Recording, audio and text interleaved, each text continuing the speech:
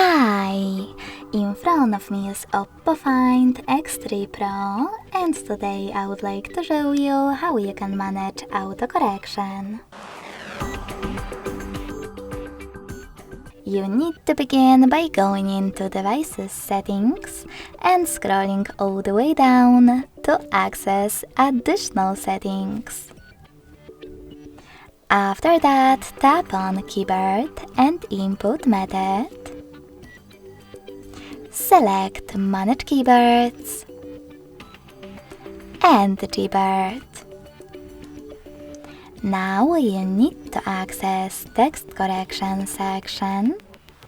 Scroll down just a bit and tap on the sweater next to Autocorrection. This way you will turn it off or on.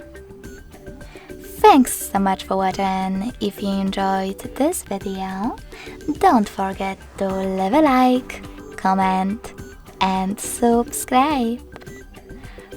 Bye!